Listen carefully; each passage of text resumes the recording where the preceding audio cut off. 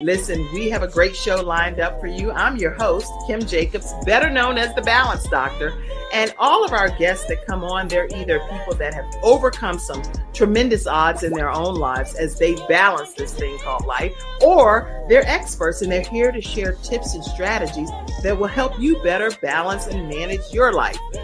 Grab your virtual seats and let's get ready for some real relevant and relatable content on today's episode of The Kim Jacobs Show.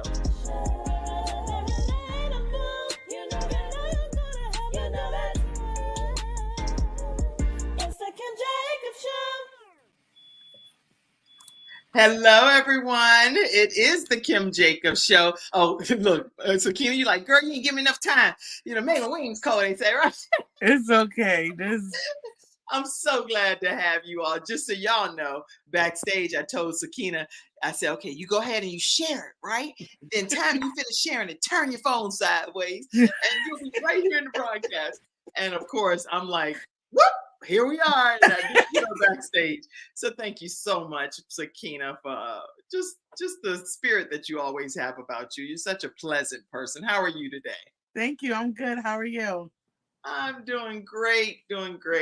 And I'm giddy excited because I already know some of the things that's happening in your life, some backstory. So it's like, I feel like I've been to a wedding. You know how you smile really, really hard at a wedding, right? Right. The cheeks are like, that's how because I don't think I ever remember you smiling at that level in the other times that I've seen you. I've just seen just a few little teeth here or there, but now I see it all the way back. I'll tell y'all, that's just an inside joke for right now until we talk about it. Today, everybody, let me get very serious for a minute. But today, we are actually going to be talking about autism. And we're going to be talking about it from a different point of view. A lot of times when you hear about children or adults that live on the autism spectrum disorder, live with that is so much negativity associated with it. Mm-hmm. But today, I have a guest here, which is Sakinna J, who's going to be talking about it from her mom perspective. Yes. And you're going to hear quite a bit of information in this hour.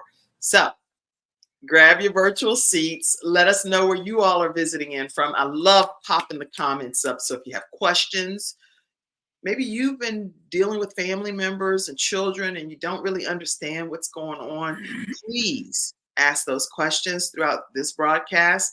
I will let you all know that the views expressed are our personal opinions, our own thoughts and views. They are not always that of the show or of Art or CTR Media Network, all of these different entities I'm affiliated with, but we have our own personal perspectives on autism, and that's what we're going to be sharing today, both of us actually, okay? Sakinna, yes. How you doing? I'm great. Where are you located? I am located right now in Pennsylvania, in a little town called Lancaster. Okay. So we're just about an hour and a half out of Philly. Okay, yeah, I know where it is. And you actually have to bring the sunshine there yourself because it's probably still cold, right? Yes. But at least you have brightness on the inside, huh? Yes. That's fun. All right, listen. Everybody, as you're grabbing your virtual seats, I think I already see a comment coming in. We'll just, throughout the broadcast, acknowledge your comments. But I see you, Zena, saying, good morning, Queens, is what she's saying. So we welcome you, Zena, to the Kim Jacobs Show. We'll pop your comment. Good morning, Mom. Oh, that's your mama? Yes. What's your mama doing with a Facebook name called Zena Thrower? What you doing? What you doing over there, Miss Zena? she grown, right? Yes. That's funny. It's such a pleasure to have you on. Now, my mom is normally on, so she must be in her car doing something where she can't get on yet, but she'll probably get on at some point. She said, good morning, beautiful to you, is what she said.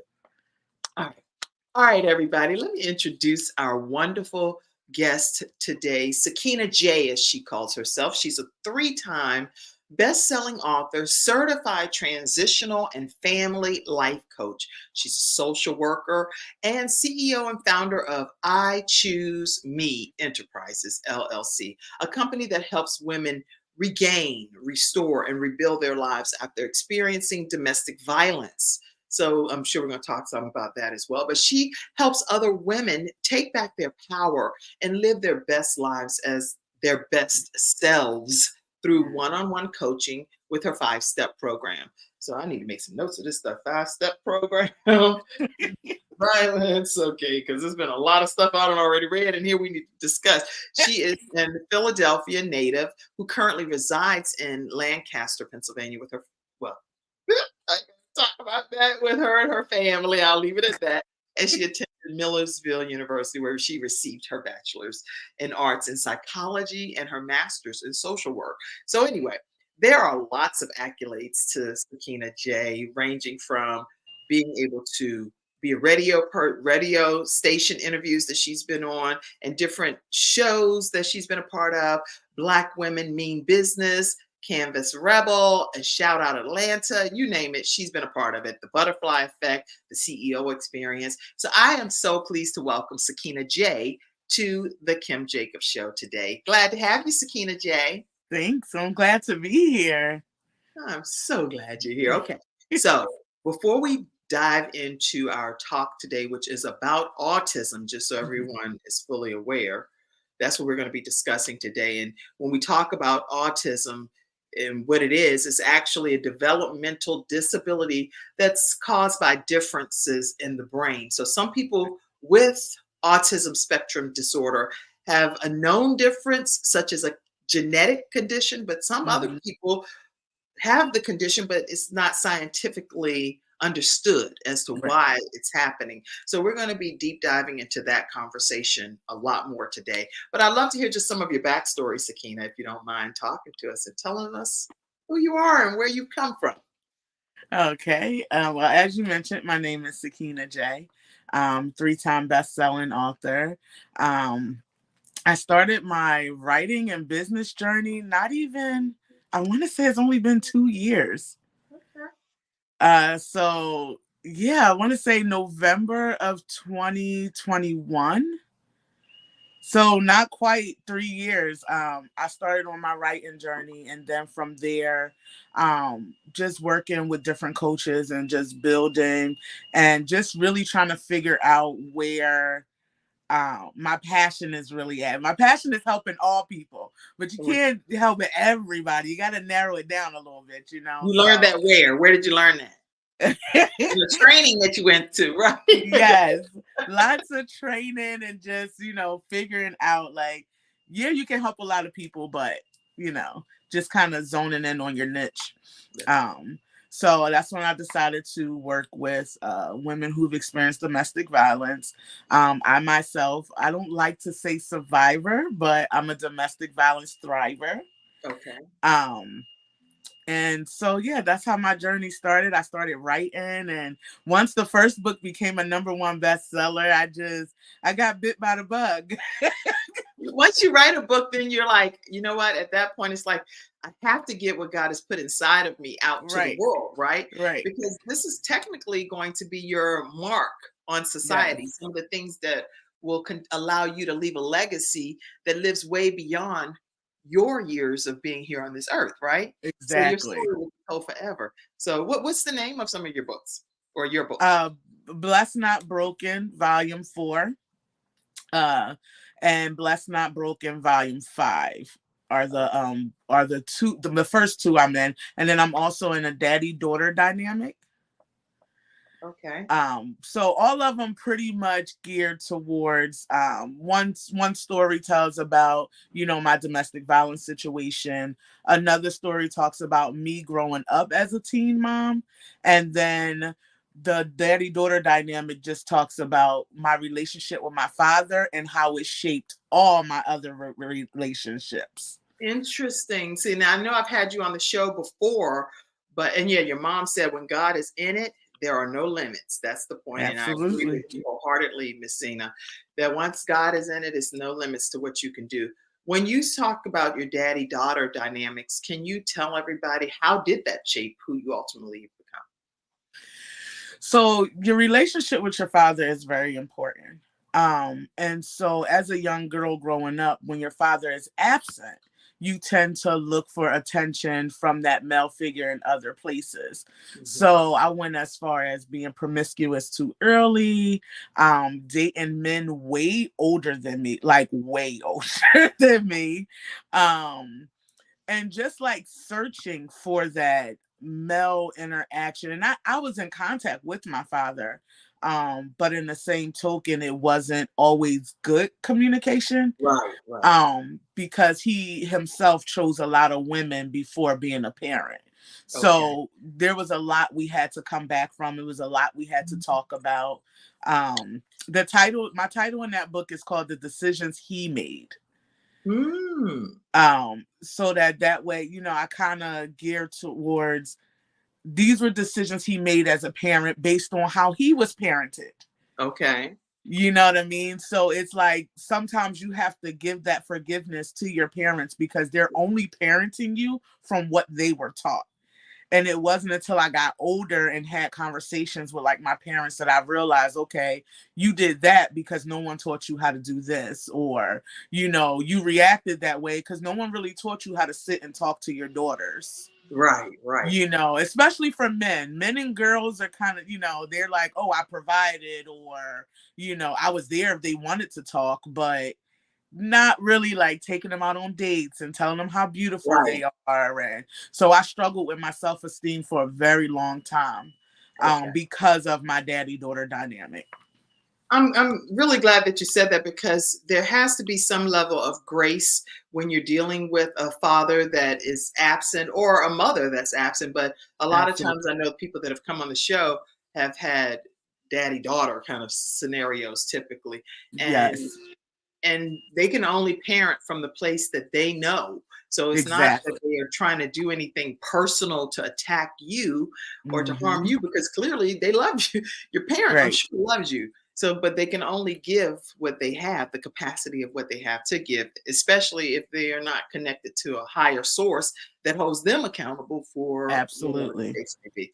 So I really love the fact that you've taken that approach with your dad and giving him that grace because that's inspiring to viewers today too. Let me see. I'm trying to see. Oh, is that it? Is that the book? Yes, that's the daddy-daughter dynamic. The Path to Healing. So what healing do you feel came from you having your daddy-daughter dynamic? Well, so when I was growing up, I feel like there was a lot of different stories, a lot of different, like I had to hear from my mom certain her perspective on things. And I have an older sister who's 7 years older, had to hear her perspective.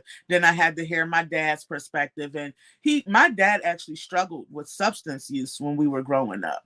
So Okay. it's like some things he didn't remember and some things he did. So it's like, okay, offering him that grace, like, okay, we all know that drugs have a way of, messing with the chemistry of your brain. So Mhm. there are some things he might not know. So just really having those tough conversations with him, letting him know that the choices he made, how they affected me. Mhm. Um, and just trying to rebuild our relationship because we didn't talk for a long time, um and it just wasn't allowing me to have healthy um relationships of my own, like healthy Mhm. relationships with my own partners. So I Yeah. really needed to heal from whatever that daddy daughter dynamic was that was holding that weight on me, so that I can move forward in my relationships. I'm really glad, even though I know that's not today's topic. Today's topic for everybody that's tuning in is we're going to be talking more about autism and this mom of six, how she actually is raising children with autism as well, in addition to just general motherhood that she has. Right. And so I'm really glad that we did kind of veer off for a minute to just talk about the daddy daughter dynamic. And is this the book as well, The Blessed? Yes, blessed not Blessed broken, the Not power Broken? of letting go. I was trying to find it while you were talking because I didn't have a copy of them. That's And then the other okay. one is Yep. Blessed, And when Blessed being Not strong Broken. is, yep, when being strong is all you know. Okay. And so in those two volumes, what do you want readers to walk away with from your stories in those volumes? So for the Blessed Not Broken, the Power of Letting Go, that too was a healing process. That was freeing myself, not beating myself up, forgiving myself for allowing me to be in such a toxic and abusive relationship. And so that was very healing for me, like writing, and I really struggled because I was like, I don't want to tell people my business.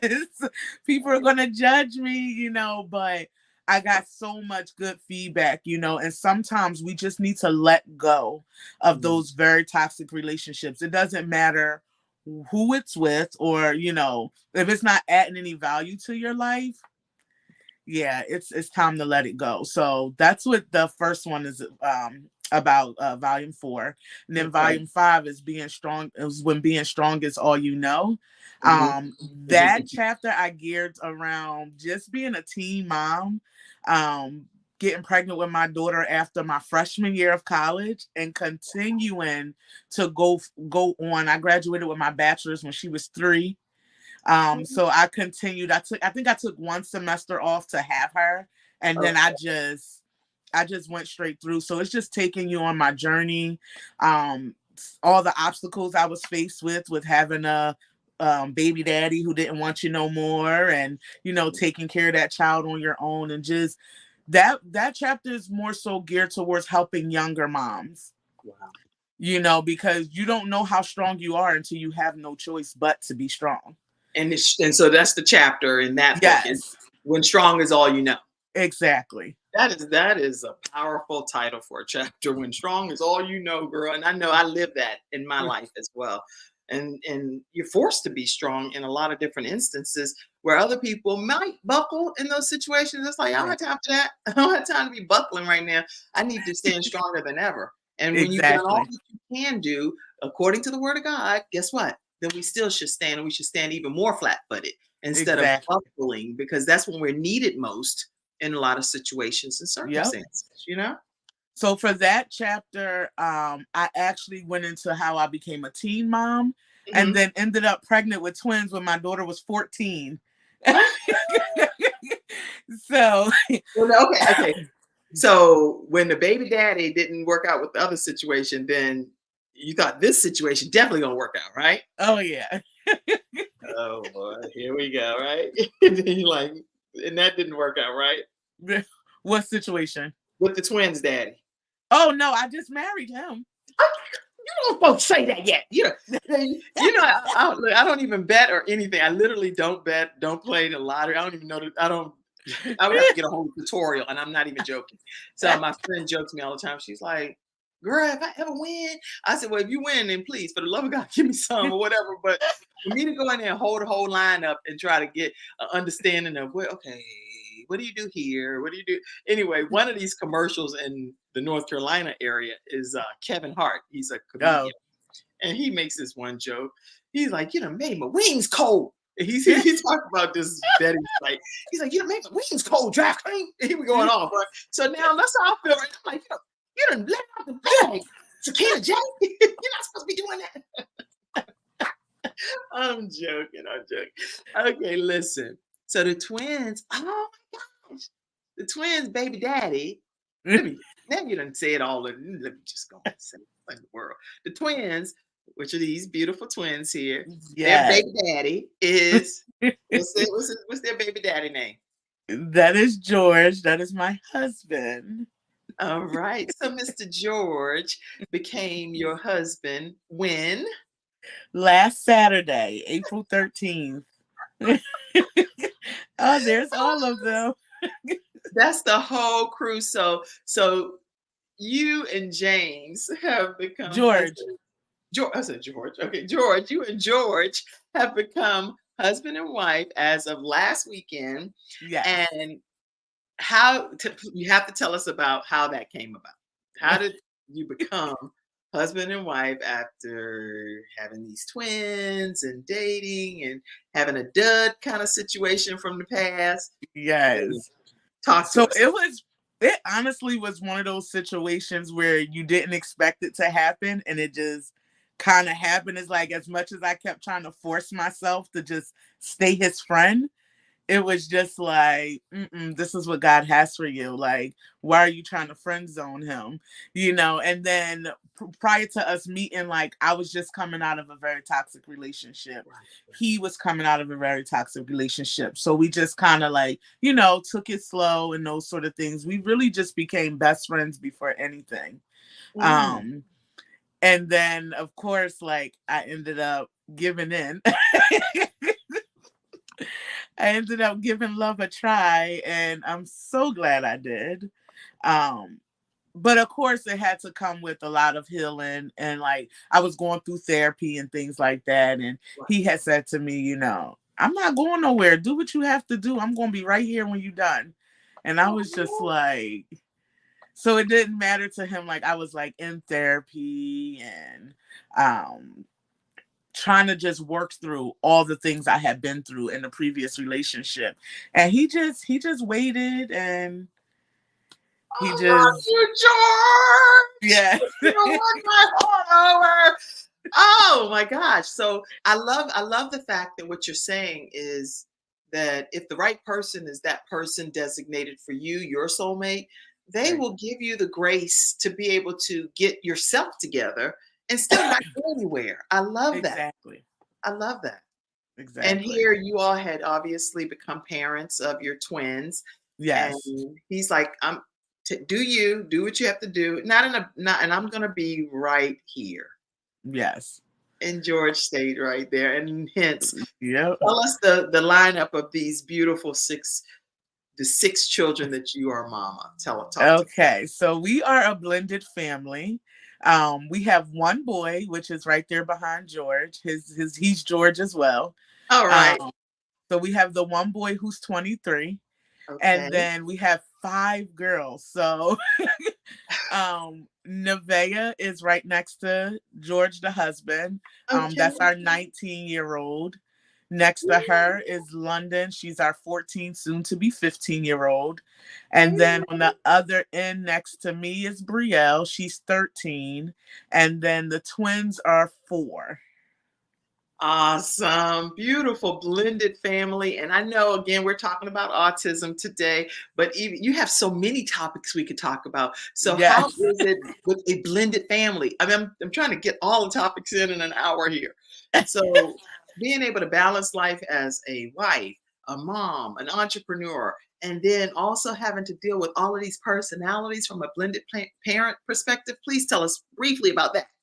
Oh, yes. That is one of the most challenging yet rewarding things. Um, it's not easy being in a blended family because, of course, my daughter was and I'm only saying mine and his just so that you can differentiate between the kids. Typically, we just say our kids. Right. Yeah. But my 19-year-old, she was an only child, and then his son is by another woman, and then his 2 girls is by another woman. So they were raised differently. Okay. So yeah, they were raised differently. And then I have my only child who's like a spoiled brat, not used to sharing. She's just, the world revolves around her, right? Oh, So then you take, okay, wait a minute. I got it because I have to. I'm a visual person, so I need to. Okay, that's over with the gray kind of showing through, or her sleeve no, to the your left. the 19-year-old is the little light-skinned one next to the groom. Oh, okay. Yeah, so she's very petite, and she looks like she's the youngest of the girls, but she's actually the oldest. Oh, okay. I see. Yeah, so So she's the one with the long, she's but all braids. I see right there to the right. Okay, go ahead. yeah. Of George. So she actually she struggled. It was a struggle with her because she went from being the only child Okay. to the oldest girl of 5. Now she had to deal with it. It's like, look here, y'all. Y'all gonna listen around here because I'm not gonna be Right. So young. it's like, I'm okay, mom, not only did you choose to get pregnant while I'm 14 and have kids, I'm in high school, you get twins, and then on top of that, you bring these other 2 kids in here. Like, what are you doing? So it has definitely been challenging, but rewarding at the same time, because I feel like my connection with each and every one of them is different. Mhm. So I just feel like two of his children already call me mom. Mm-hmm. They've been calling me mom before I even became their stepmom. So I have a really good connection, and we have an amazing time together.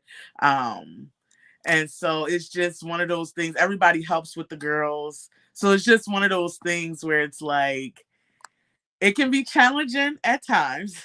Right. But it definitely has its good times as well.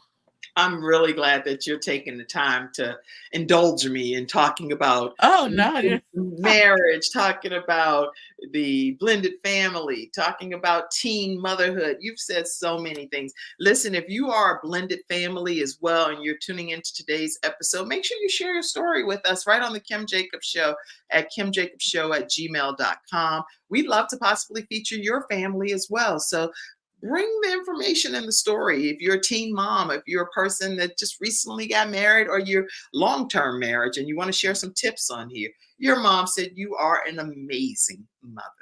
Oh, thank you. Mm-hmm. I get it from her. Oh, y'all are so sweet. I love it. I love it. Okay, listen, everybody. We are talking today with Sakinna J, and we're talking about how to deal with autism.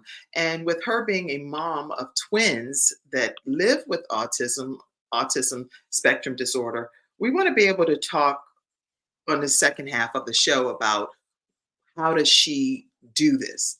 How do you manage your children that live with autism? And especially with this being autism acceptance, it's a big difference, not just awareness. Autism acceptance. Let's accept some of the things that we're learning about regarding our children that have autism. So let's take a quick commercial break. And when we come back, we're going to hear more from Sakinna J, or really Sakinna J. Lewis now, by the way. Leave it at that. I'm going to put a whole government name out there. Sakinna J. All right, we'll be right back right after this break. Hi, I'm Kim Jacobs, the Managing Director of the Charlotte, North Carolina chapter of eWomen Network. I am so excited that you stopped to watch this video. I've got good news for you. You've just discovered an international network of women entrepreneurs who are committed to helping you achieve, succeed, and prosper. We're on a mission here to help 1 million women entrepreneurs each achieve $1 million in annual revenue. Here at eWomen Network, we have a complete success system that supports you every step of the way in building and growing your business. You being here right now is no accident. We're supposed to know about you. We want to meet you to find out how we can help you, as well as learn about what you have to offer. With over 500,000 women connected through 118 chapters across the United States, Canada, Australia, and the United Kingdom, you are never alone. If this is resonating with you, please go to ewomennetwork.com/Charlotte. Notice too my contact information. I invite you to reach out to me and to check out our upcoming in-person and online events. I'm really looking forward to introducing you to our special community.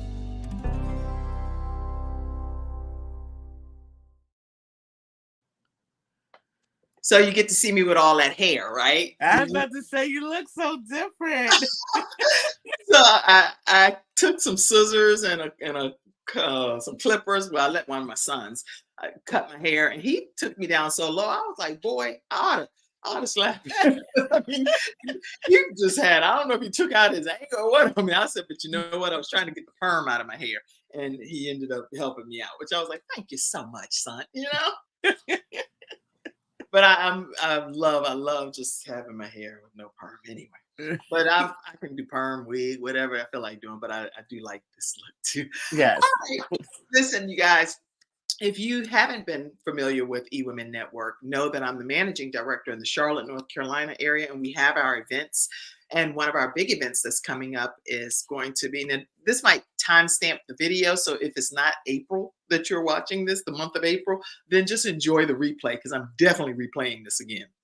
But On April 30th, we have an event at the Charlotte Museum of History with our founder, Sandra Yancey. And she's going to be talking to us about how to unlock business success.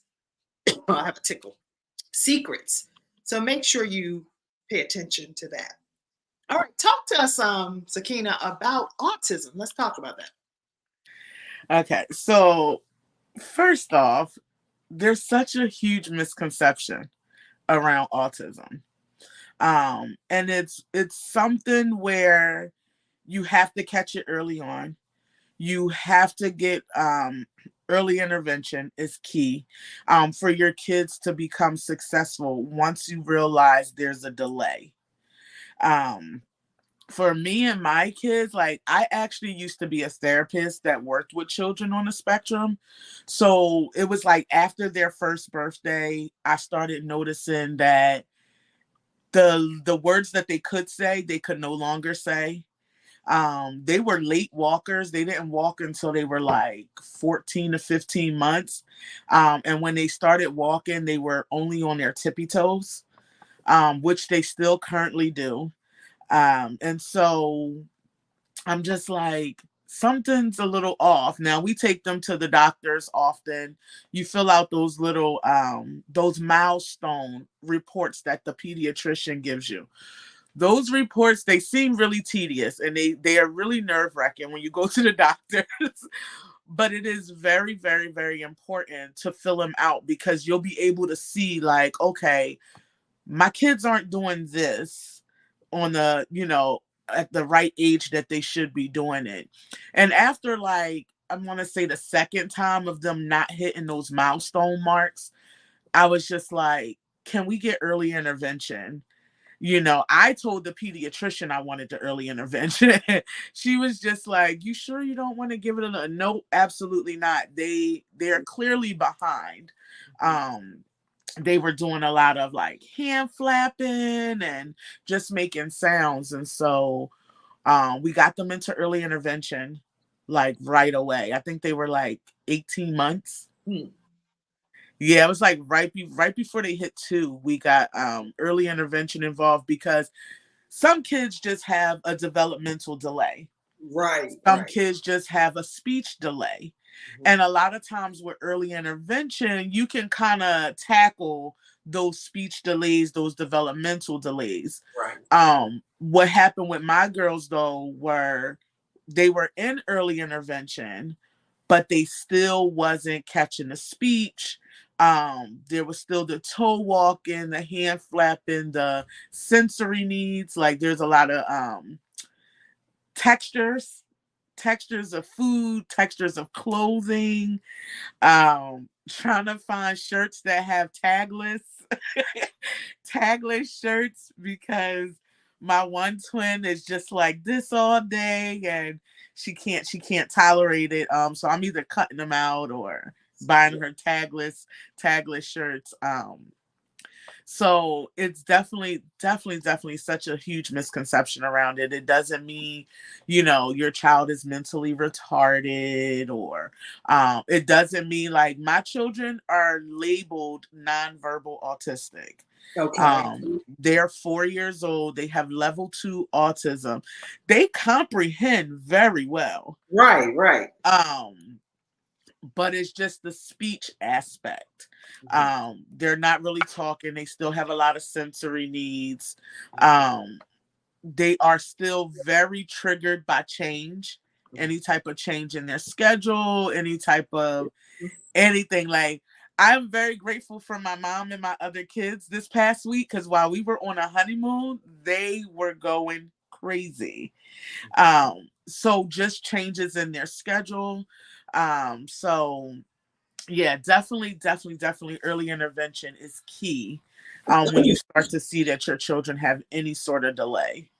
Yeah. I'm glad that you're saying that because a lot of times people on the outside observing don't understand what the child is experiencing. So they're like, and I'm just putting it as a blanketed statement, but sometimes people are like, girl, she fine. Oh, she don't have no autism. She just need to be told how to act better in a certain environment, and people are Oh getting yeah. into business about your own children and the diagnosis that they've received. So what are your thoughts pertaining to when people are trying to tell you how to parent your child with the diagnosis that you've received? Any thoughts? You want the clean version for your show, right? Sakinna J, I didn't even know you had it in you. What in the world? No, but What in the usually, world? like I don't go and like curse people out or nothing. But I will say no. You know what I mean? Like they're having a hard time.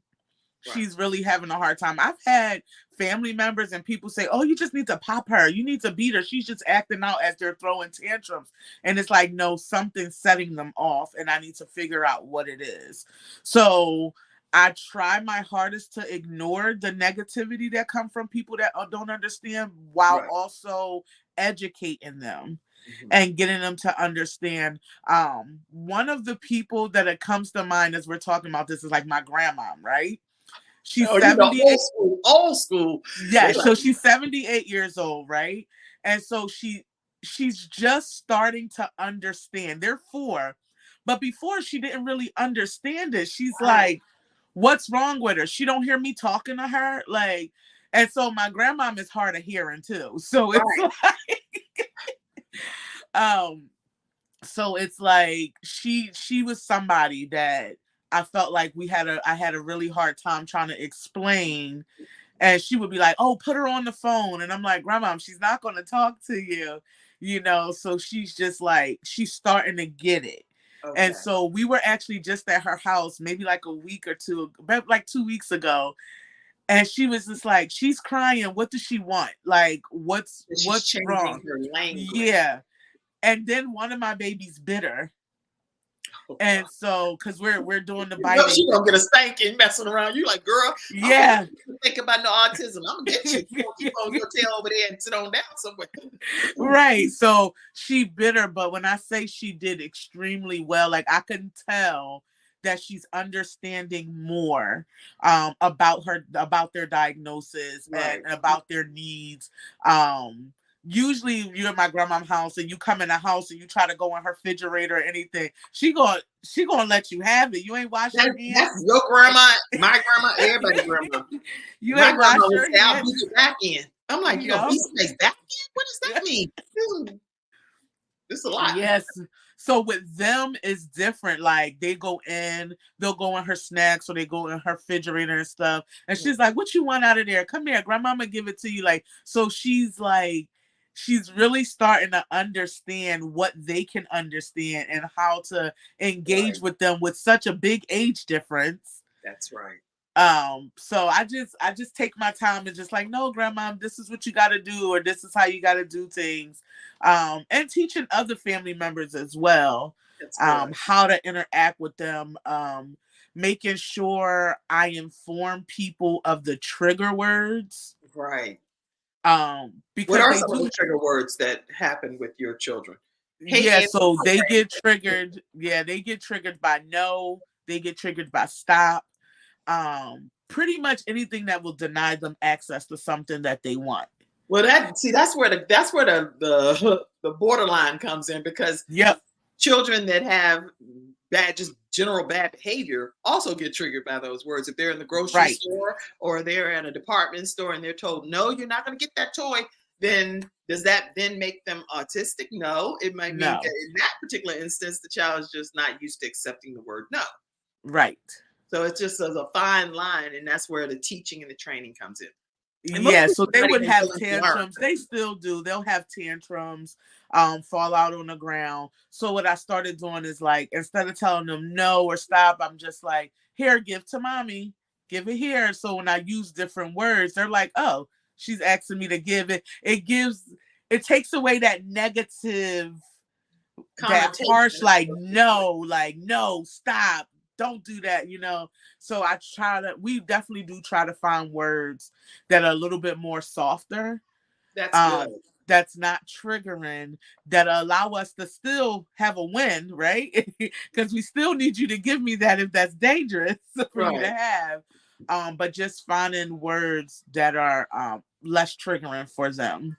That's good. I'm glad you're saying that. And I know my daughter is autistic as well, and a very intelligent young lady, brilliant honor roll student, and just an amazing young lady. But there are Yeah. certain things that really agitate her to a Mm-hmm. whole different level. And I know that. And so I go to great extremes to help modify the situation, Right. giving what I know it can do to agitate her at that level, because she's Right. not a person that's agitated at all. So if this bothers her, then I'm going to make sure that I help prevent it from happening in her life as much as I can. So Exactly. I'll give you an example is certain noises, it sends her into oblivion. So she'll put on Mm-hmm. she'll put her ear pods in, which are the noise canceling ear pods. Then she'll put a set of headphones on top of that. Oh, wow. And so it's just like, I mean, She I needs can to hear really you, block that out. but I'm gonna block all of this drama and noise out. Yeah. And it's just something that comforts her and it makes her feel better. And Yeah. in certain environments, sometimes like if we, especially when we're visiting churches or different, like forget a concert. I'm not even she don't even want to go to she don't want to go to nobody's concert at all. At all. So I don't even invite her to a concert because I already know that's Yeah. just not her cup of tea. And it's nothing wrong with her. It's just that that's not what she wants to subject her ears to, you know? Right. So when we are in church, I know I have to make sure she has those little orange, these, I keep them with me all the time. These, the earplugs. Oh, okay. Yeah. You start doing what you need to do as a parent to make sure you're Exactly. equipped with what your child needs, you know? Yeah. That's, So, I get a lot when I'm out in public. Actually, it just happened to us. We took the twins, George and I took the twins to Bahama Breeze. It's a restaurant okay. in King of Prussia, right? And this guy comes up and he's like, I really appreciate what you guys are doing. And then it happened more than once. So it happened when I was out with George, and it happened when I was with my mom in a restaurant with them. Mm-hmm. And it's like people see them, Mm-hmm. and depending on whether they have a family member who's autistic or they know someone who's Right. autistic, or if they're autistic themselves and you just can't tell, Right. a lot of times they're like, they appreciate me bringing my kids out, and I tell people all the time, it's more about preparation versus isolation. I am not isolating my kids in the house just because they're autistic. My That's right. kids go everywhere I go, and That's I right. just make sure I'm prepared. I make sure I have snacks. I make sure I have the iPad. That is a must. Make Yeah, sure the that's phone is, quiet, right? yes, make sure the phones are fully charged. Mm-hmm. And just making sure their needs are going to be met, so that if there is like a place like church, they love going to church. They refuse to wear their their noise canceling headphones, because they don't like stuff on their head. So Right. that's another sensory thing. So it's like you buy the things that they need, and then it's like, oh, I don't like stuff on my head. So Well, I'm not doing that. yeah, So we're not doing that. that So was a now we waste have of money, right? right. So it's just like trial and error. What works, what doesn't work, what's make them comfortable. And this is the thing people don't get. When there's twins, it is very different. So what could be setting one off at the time may actually be soothing the other one. Oh, So it's like, oh my gosh. So you have yes, to treat them individually based on whatever their yes, individual needs are, not just assuming because they're twins that exactly. they accept everything in the same way. I love that. And then another comment that just came in too from Angela. Thank you so much for being here today, Angela. She says, I love that. Preparation, not isolation. And I see quite a few people that are on, but I don't acknowledge your name unless you type a comment. So that way I'm not putting you out there in case you just creeping. Stop by to watch. Let me also say this too, with my daughter in particular, she is big on, like you say, texture. So it's certain things that, like, she'll wear, if I buy a pair of like comfortable sweatpants, but the inside is fuzzy and the outside is just a certain material. So she'll wear the pants inside out and the tag is showing. And at first I was like, you have your stuff, your stuff is inside out. She was like, Mom, I'm comfortable. And so I've decided, and then all of her shirts, like you said, every shirt, I don't care if it leaves the 2 holes there where, Yeah. you have the tag and it's like, Yep. we're Gotta going to get this tag out of this shirt, no matter if it leaves 2 bulky holes that look crazy at the end of the day to other people, because she's not crazy at all. And neither are any of the children that have autism. They are fine. Yeah. They're displaying the way that they know with the ability that they have to be able to try to communicate to the best of their abilities on these situations. So if that works best for her, is certain slinky materials that she loves. But then I went to the store and bought all of this stuff for her because she's very low maintenance. She does not care about name brands, and she doesn't give a kitty about any of that stuff. But I went and got the material, and it still wasn't soft enough. Oh my girl, I don't even have a receipt messing with you. And see, sometimes, people like to, if a child has a sensory issue, they like to stick it to their diagnosis, right? But here's what's interesting. So George does not like to wear really like cotton shirts. They have to have like a soft material to it. He doesn't like anything rough on his skin. His sheets has to be a certain count. Like he just likes certain things on his skin. And he's not considered autistic. For me, I don't like to touch like gooey, slimy stuff. I just can't touch it. But I'm not autistic, you know what I mean? So it's like we try to be like, oh, it's because they're autistic, but some things are actually just a preference. It's preferences, right? It's just a preference. Like my mom, she doesn't like gummy candy. She doesn't like anything like gummy bears, gummy worms, anything that slides around. Nope, she won't do it. So It's like, how much of it is the autism and how much is it is just your preference? Good point. But because we know that they have autism, right? We're like, oh, that's a part of the spectrum. That's a part of the. No, not really. Like maybe they just inherited in my life. Yeah. And then we have family discussion about it, Sakinna. And then my daughter, she'll say, if you go and take the test, saying this to some of her brothers, and she's like, I pretty much think you would be diagnosed. But the thing is, guess what? And she even said that to her grandma. She said that to everybody. I'm like, I can guarantee you, if any of us probably took the test for real and went through the formal diagnosis from a medical physician, a lot more people would be autistic and on the autistic spectrum disorder than what's currently diagnosed. So we shouldn't be so eager to judge individuals, because according to all of the statistics, there are quite a few folk that are living with the autism spectrum disorder. Yeah. Actually, and even with your children, even with your children, like my children being considered nonverbal, right? They have words. It's just they prefer to use sign. I think they prefer to use signs. My one twin prefers to use sign. And my other one, she's actually starting to recite her ABCs and her 1, 2, 3. So it's like we're with therapies. They are in extensive therapies. They're in ABA therapy. They go to a special autism school. They actually, starting today, they're going to be getting extra speech therapy. So now that they're getting older and they're able to sit and actually do instructions and sit through instructions and, in a classroom setting, now they're able to go into speech and really try to get some things working with them being able to talk a little bit more. My children also uses, I don't even have, they have it with them at school.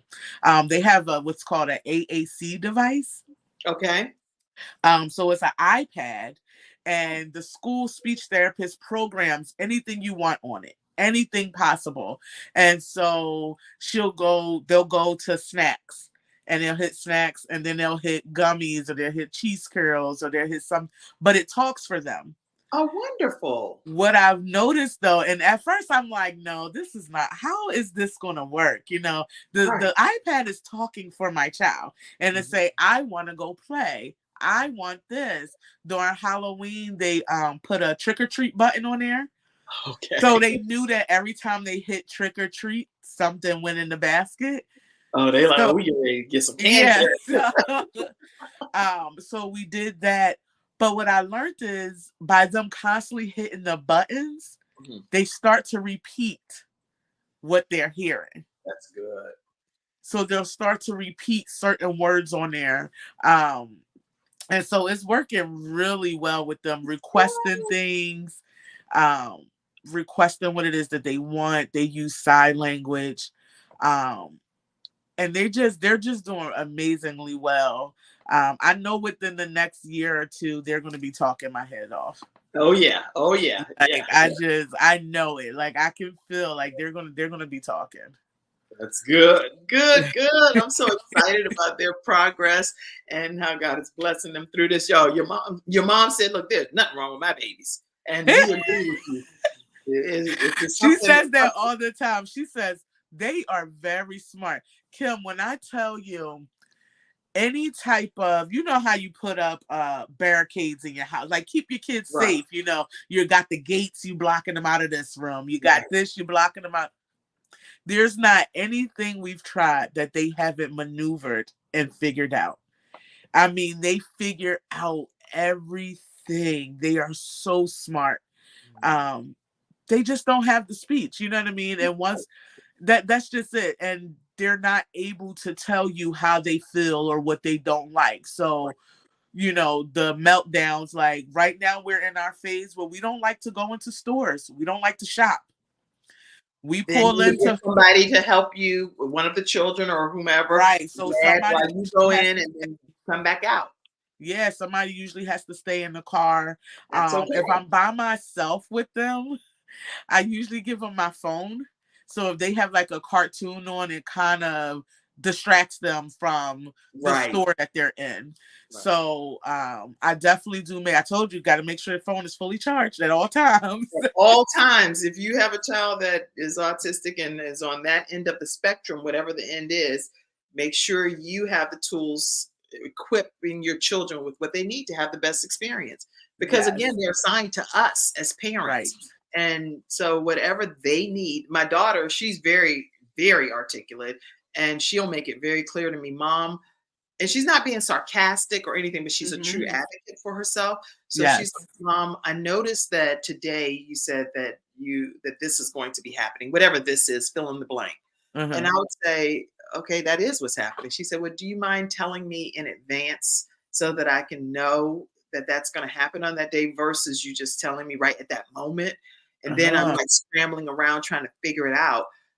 But to me, I've already given her like 24-hour notice or whatever. She's talking about the day you find out. Like if it's a week ago, let me put it on. And she has a calendar. She has a vision board. She is That's extremely amazing. organized. Like Yes. everything is very structured. She'll wear like the same sneakers. And I'm like, what? I don't order like 3 or 4 pair of sneakers. But she's like, well, those don't have memory foam in them. So now I'm like, oh, I will not buy a pair of sneakers without memory foam. And if you take me out and say it's memory foam and she put her foot in there and it's not real true memory foam, she knows it. Yes. You know? Yeah, So we go through the shoe changes throughout the year. My one twin was infatuated. Somebody said, get her Crocs because they never keep shoes on their feet. So somebody told me about getting Crocs. I personally hate Crocs. That is my personal feeling. I cannot. This is again not the views of the show, y'all. The views of the show. Sakinna J don't like personally cannot stand Crocs. So their godmom went and got them a pair of Crocs. They fell in love with these Crocs. Now the weather's changing, right? So it's starting to get cold and they still want to wear Crocs. So I put the Crocs on with socks. But then it started getting wet outside and snowy. And so now it's like, okay, I have to buy sneakers. So when I went and bought sneakers, it has to be something like glittery and pretty.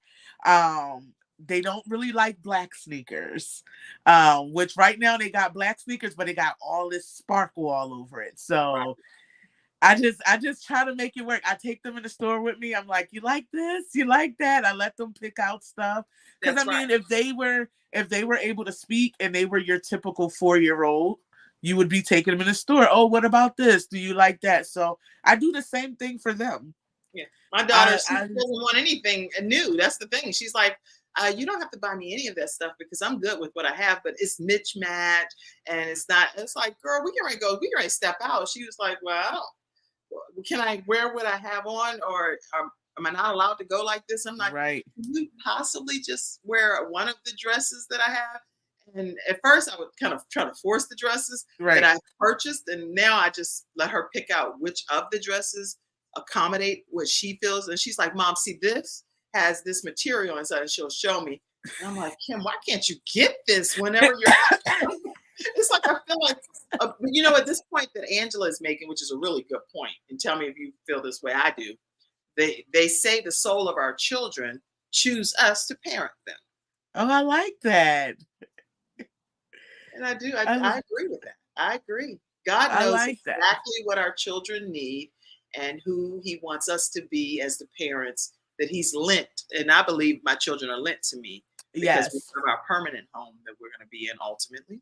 And our children are given to us for a temporary time right on this earth. And I'm honored to be my children's mother. And whatever disease, disorder, whatever, first of all, I do rebuke it. Now, let's be clear. I rebuke all of it in the name of Jesus, because I believe wholeheartedly that our children and ourselves can be healed of anything. And that's my personal belief. Not the views of the show always, but Kim Jacobs' personal views. It has definitely been an experience for us. I'll tell you what, George had no idea about like autism. Like, he didn't understand. He was a little in denial. He was one of those parents that was a little in denial. Like, no, they were preemies. So,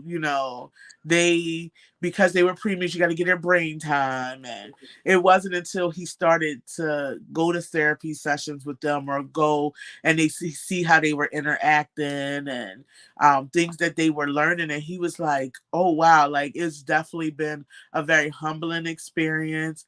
I tell people all the time, like, I'm super patient with them. The way I'm talking to you is typically how my voice stays, even when they're having a meltdown, even when they're throwing stuff at me, even when they're biting and kicking me, because we have had those moments.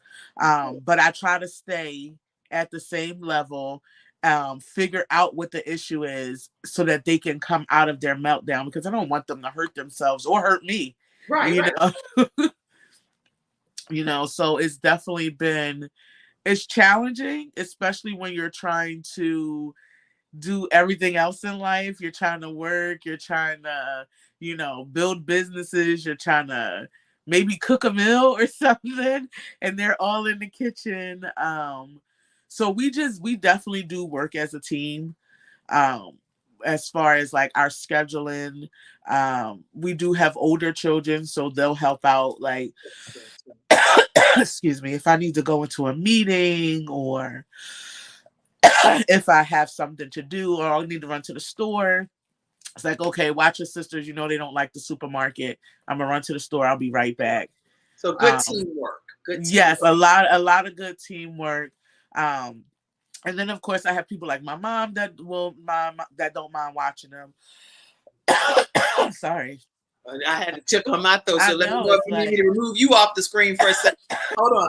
What I'll do, let me know. Give me a thumbs up when you're ready to come back on, when your tickle gone, because I had to hop off the stage a second ago myself and grab some water. But listen, Sakinna J, you guys, I want to make sure you know how you can stay connected with her. You can email her at sakinnaj601@gmail.com. Sakinna J 601@gmail.com, or you can also connect with her on Facebook, and that's at Sakinna J Alston, or on Instagram at Sakinna J. And you good back there, Sakinna? All right, okay, I'll pull you back in. See, this is teamwork. You have to look out for each other, right? It's like, don't let me go to a cough and fit on this show. Y'all still connected with Sakinna J. And if you have any kind of closing words of encouragement, advice for those that are parenting children with special needs, period, regardless of whether it's autism, what advice would you give them today? Definitely identify your support group. Identify who your supports are.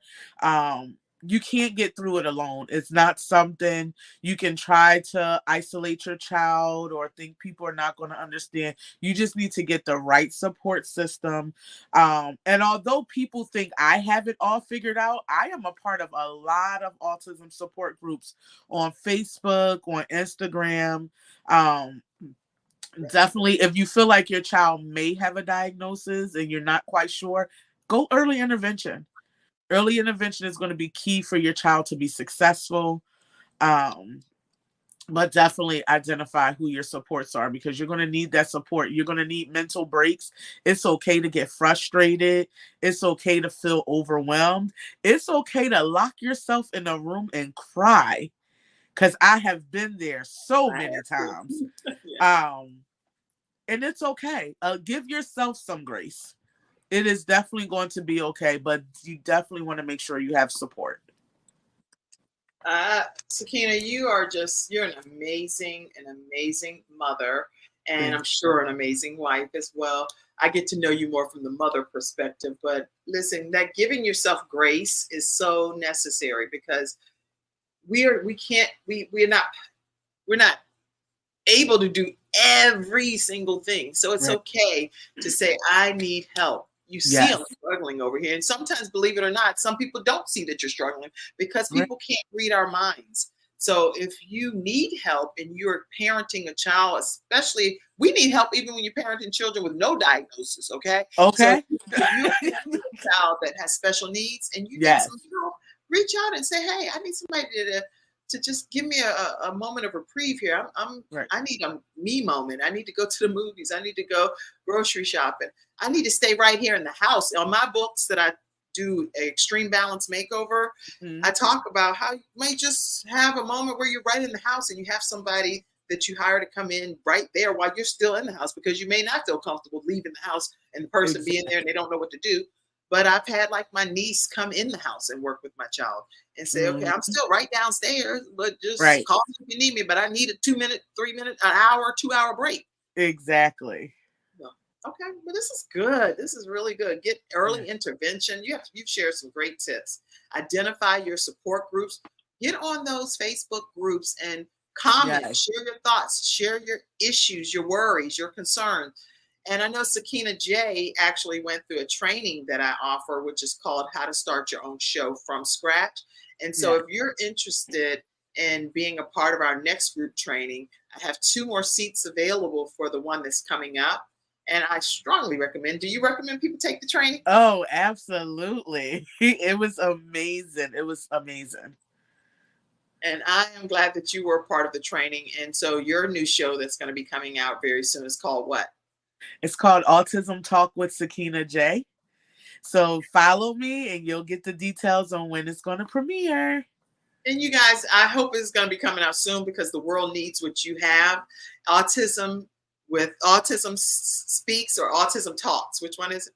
It's Autism Talk with Sakinna J. Autism Talks with Sakinna J. I really want you all to follow her on all of her social media pages, because she's going to be talking everything autism.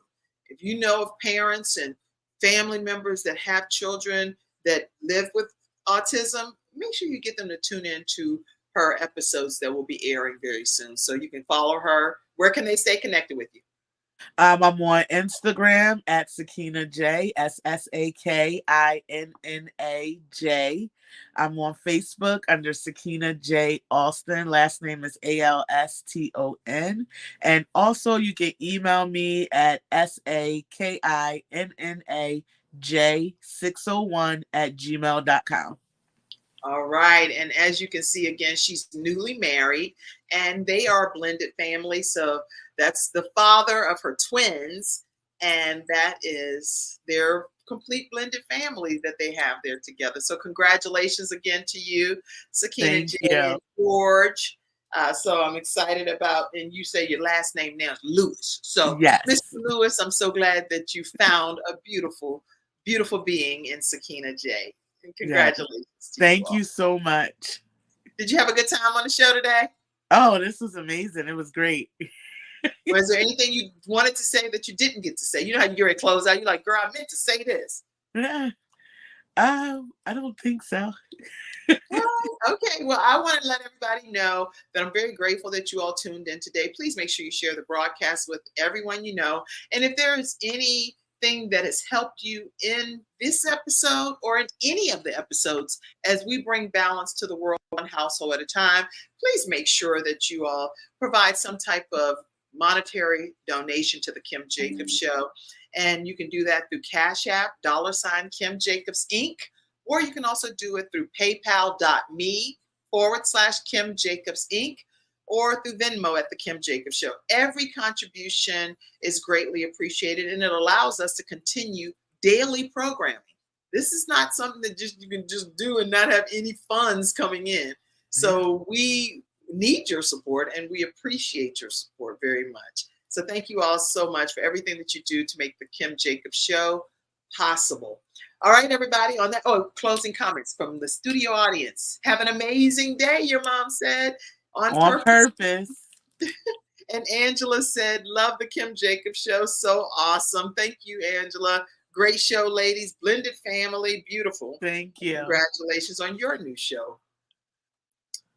All right, everybody, that's today's episode. Thank you, Mackenzie backstage. Thank you, Sakinna, for being here today. Thank you for having me. Audience, I love you all. Have a great one. Bye-bye. Thank you for tuning in to today's episode of the Kim Jacobs Show and for being in the virtual studio audience. Your presence truly does make a difference, and I look forward to you bringing your friends and family to join you in the virtual studio audience Monday through Friday at 11 o'clock a.m. Eastern Standard Time. I look forward to seeing you and make it a great day.